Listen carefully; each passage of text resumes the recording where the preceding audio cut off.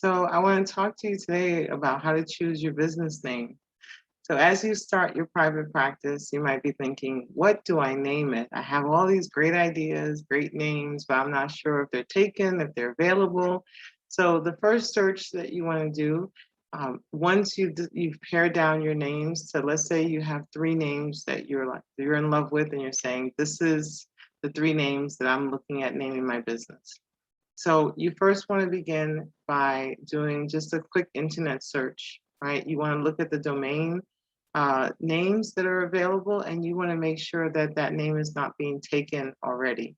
And you want to do a search, and not just do a search in your town. So you put the name and then put your area, but then also do a search and see if it comes up anywhere close. And you want to be able to say, okay, once I haven't found it online, I've done a domain search and that name is available. You also want to test that name with several friends and family. You want to ask them when you mention the name, what's their first gut reaction? Are they excited about it? Do they understand what the name is? What type of business it is? Does it sound like a good name, or does it sound off in some way? You also might want to do a check and make sure that when the business name is translated, that it doesn't translate into some kind of offensive word. And sometimes we pick a word because it sounds good, but then when we look at it in other languages, we realize that that word is offensive, or that word has a meaning that would work against what you're trying to promote in your private practice. So definitely do internet search, ask your friends and see what they think about it. What's their first gut reaction when they hear the name of the business? And then once you've pared down to one name that you really want, that's when you want to invest the money to actually pay to do a search.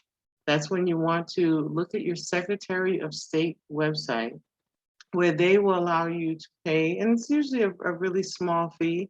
You know, it could be $1, it could be up to $5 to do a name search. And therefore, you're going to find that there are businesses that are listed on there that don't have a web presence. Not every business has a website or can be found, but that name may be taken and utilized by a similar business or a business that has nothing to do with therapy or private practice, but that business does exist in your area or in your state.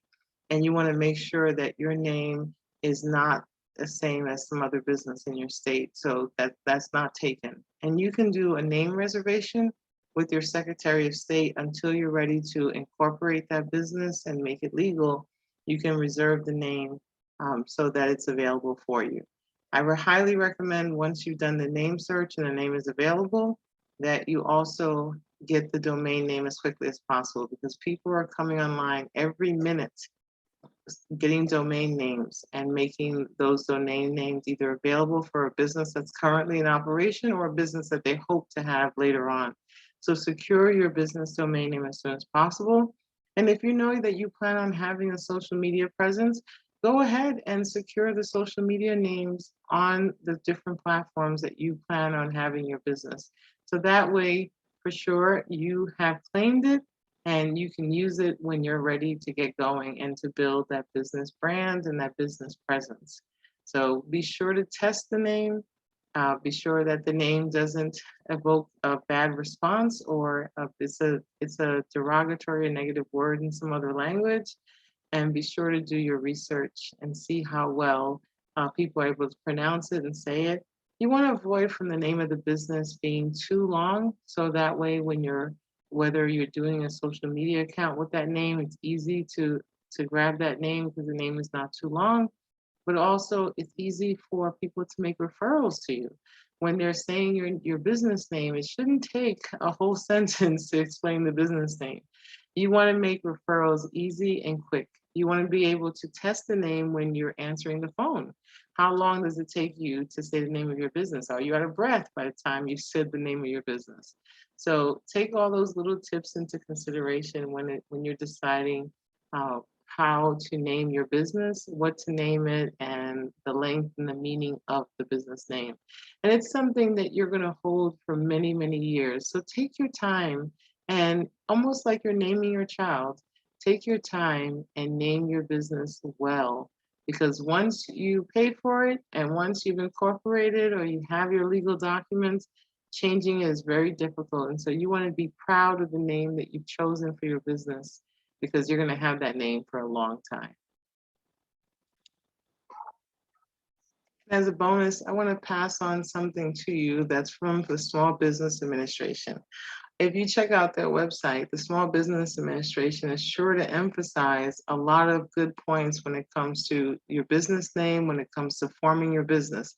So I really advise you on this journey, check out the Small Business Administration, tons of good information in helping you start your private practice.